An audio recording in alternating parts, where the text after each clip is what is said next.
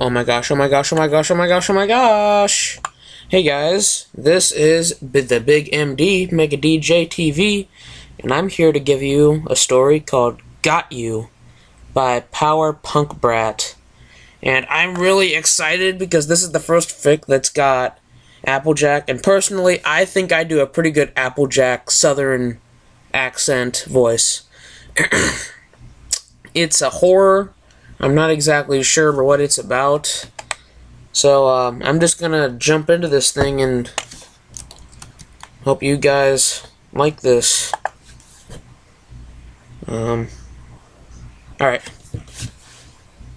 Damn it! This doesn't make sense at all! Hissed Rainbow Dash, eyes scanning the piece of parchment, trying to desperately find anything that would make sense. She turned to Applejack, who was also staring at the parchment. Well? Applejack looked at her. You expect me to know what this means? Rainbow Dash sighed in exasperation.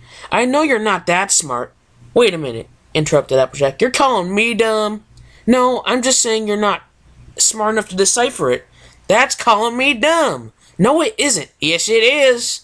Stop arguing, you two, yelled Rick. Stop arguing, you two. Oh my god, this got rarity. This is my two favorite speaking parts. Right. This is disgraceful. We're supposed to be friends. We're supposed to finish this together. We're supposed to win this goddamn scavenger hunt. We're nearly finished. We need that close... we're this close to winning a fortune. Rarity's right. Rarity's right! Pinkie Pie. Damn, it's got a lot of people.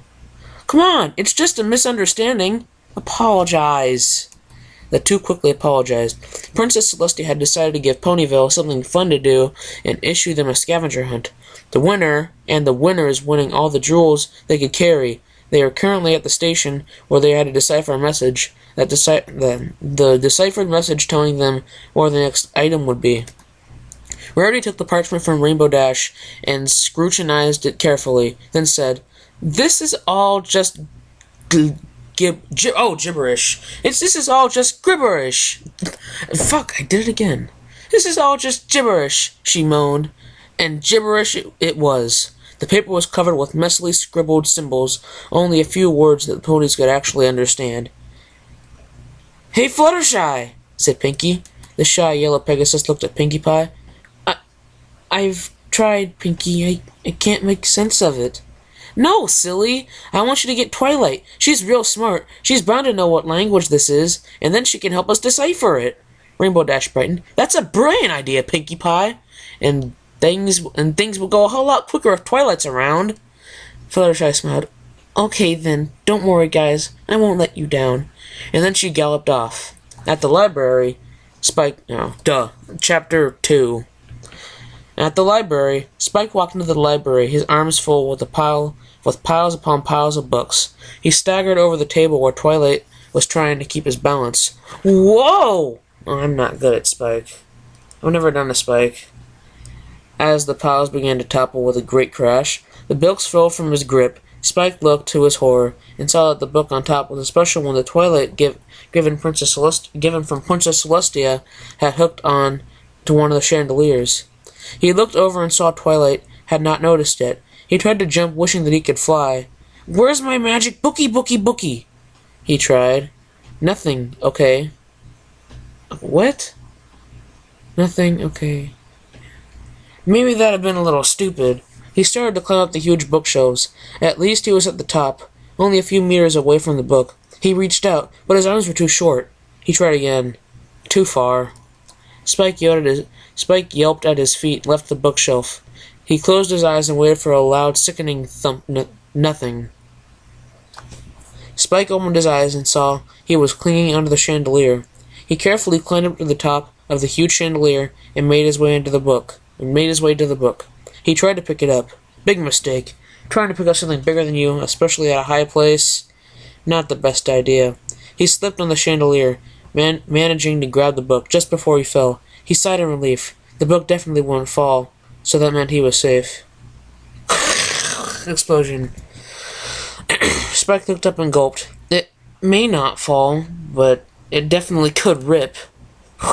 Oh, it's ripping. No. What? sound effects? I'm not good at this.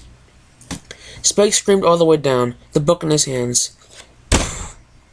Spike heaved the book on his chest. He landed on one of the beanbag chairs. He took a few deep breaths, trying to calm himself down. Spike, are you okay? Spike got up and saw Twilight rushing over to him, looking worried. He looked at the book. Uh-oh. It was ripped in half, and the cover had fallen off. All the pages inside were loose and are all falling out. He jumped out of the beanbag chair, trying to hide the book behind him. Stupid! Twilight Sparkle saw the book and instantly gasped. She ran over to it, examining it, and Spike could see tears coming out of her eyes. Aww. He could hear her taking deep breaths. It sounded like she was hyperventilating. Then she turned to Spike and gulped. Then she turned and Spike gulped. Her eyes were strange. Not Twilight's eyes. More like of a caged animal that wanted out. An angry caged animal, too. Twilight, I'm real sorry. There were just too many books and I'm sorry. And to Spike's surprise, Twilight giggled. Oh, it's okay, Spike. Her voice sounded strained, but happy. Not a good happy. More like a you get what you want. More like the happy you get when you watch someone get injured and you laugh. Oh, really? Spike, that's a practically useless book anyway. It was? Yeah. All it says inside is how to get this stuff called fire glove juice. That's supposed to make your powers really strong for a short period of time. I read the copies. Spike calmed down. Then it's okay then, isn't it? Twilight turned and smiled. Not a nice smile. Not really. You see, Celestia gave me that book because she wants me to test the spell, to see if it works. Unfortunately, fire glove juice is really hard to come by, so I was studying if there was any other ingredients that might suffice whatever goes with it. She smiled, even wider, and Spike felt scared. And guess what? I found them! I found 2 ingredients that would make the spell work, and guess what these ingredients would be? A piece of cake to get. Twilight moved closer to Spike, saw a glint of steel in her cloak. He turned around, running for the door, but a purple glow formed around it and slammed shut. Spike jiggled at the door knob, but it was no use. Twilight had shut it. Now we can't have that, can we, little Spiky? Cooed Twilight. She pulled something out of her cloak, and Spike's worst fears were confirmed, as she stared at his reflection with a huge meat cleaver. In 1 hour, I will have one of the ingredients I need, she giggled, still advancing upon him, trapping him against the door. What's the ingredient? Asked Spike fearfully, keeping his eyes on the meat cleaver, hoping that suddenly someone would burst in and save him from the insane pony. Oh, excuse me.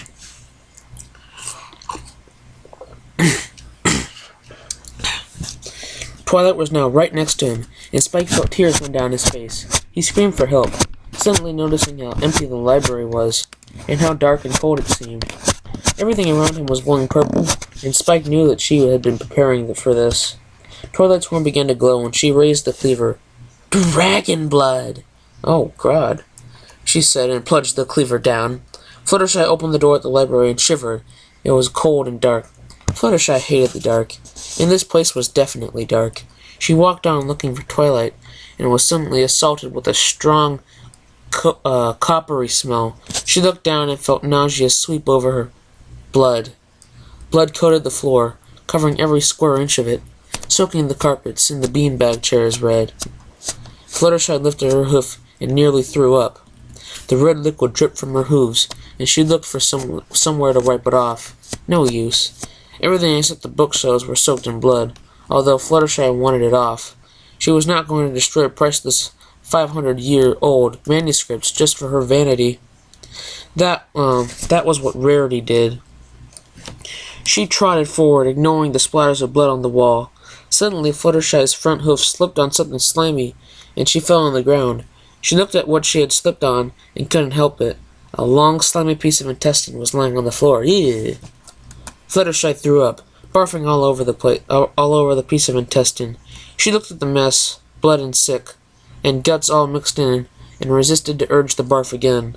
She kept going, but this time faster. wanting to find Twilight and get out of this horrible place as soon as possible. As she neared the door of the library basement, she became aware of more body pieces in the door. A cracked, blood-stained rib. Something slimy that looks especially like an eye. A slimy brown piece of flesh that could only be liver. And that's when she saw it. A slimy red blob of flesh, smaller than Fluttershy's hoof, that was moving. A heart. A real heart. A real, still beating heart. It was too small for a pony's heart, unless it was a small filly's heart. No, it's almost even too small for that. Spike? Fluttershy whipped around and studied the slimy blob that looked like an eye. It was green. Fluttershy's heart quickened and she threw up. She kept vomiting until a pool of it surrounded her. Spike? No, Spike? She whispered. What happened? She began to cry, and she fell to the salty tears that run into her mouth. She sat down, ignoring the gore all around her. Something horrible had happened here. There was no doubt about that. She heard a creak and looked up. As long as she lived, she would never forget what she had seen, hanging from the chandelier. A skeleton, Spike's skeleton, covered in blood. The kidneys and stomach were hanging off the ribs, dripping blood onto the chairs. Ugh. The skeleton had been stripped of all its flesh apart from the skin on its face. The eye sockets were empty, the eyes ripped out, the lips torn off, and the face covered with splatters of blood. The deep slashes that revealed the muscle underneath. It hung there, slowly swinging back and forth. Fluttershy got up to try and rid her head of the image, and went to the basement door. She heard Twilight's voice. Well, that's that. That dragon blood all mixed in a few bits of good measure. Now a wing of a Pegasus. Oh, wing of a Pegasus. That sucks. Fluttershy froze. It had been Twilight? She began to back away. But then the second door flung open, and Fluttershy came face to face with Twilight Sparkle. Oh, shit. Her friend was hardly recognizable anymore. Her eyes were wild and crazy. Her mane and tail, normally brushed and carefully neatly, were all messy and tangled. There was blood all over her coat, especially around her mouth, and there were small patches of bald skin all over her body. If not for Twilight's purple eyes, Fluttershy wouldn't have recognized her. Twilight Sparkle slowly twisted into an inhuman grin. There you are, Flutters. I was just about to get you. Rainbow Dash would have been nice, but I'm not complaining. She began to walk closer to Fluttershy, and Fluttershy walked back. Then she noticed that her back was right against the door of the room where Twilight had been before. She's trying to herd me in, Fluttershy said in her mind. Fluttershy mixed Twilight with a determined stare and ran off in the other direction. As she ran, the smooth lino under her hooves quickly turned into a rough stone, and Fluttershy realized that she had no idea how to navigate through the maze of this basement. She heard the clopping of hooves, and her horror realized Twilight did. No, okay, whatever. This is almost over. Fluttershy forced herself to run faster. Oh, that was embarrassing. Shutting out the ominous clopping sound that meant Twilight was getting closer. Soon, all she could hear were the thoughts echoing in her brain, one louder than all the rest. Left. Oh, left. Okay. Fluttershy turned left, and she heard Twilight scream of rage as she slammed into the wall that Fluttershy had avoided. Fluttershy kept running, and she began to see lights. She heard Twilight again, and she realized in her joy that she had forgotten to run fast. She pushed herself forward, urging toward the light. She turned again, and the light was even brighter. She could hear other ponies laughing, battering, telling jokes, and talking outside. They would protect her from what Twilight had become. And she felt a wet hoof on her shoulder, dragging her down. Got you. That was Got You by Power Punk Brat. I gotta get better at reading. I need to get a better mic. I need to become a little more professional. I need to read better. I'm always better at reading in my head than out loud. Thumbs up if you agree with me. I'd give this star... I'd give this, Uh, I'd say 8 out of 10. It was pretty good. It was interesting. Yeah.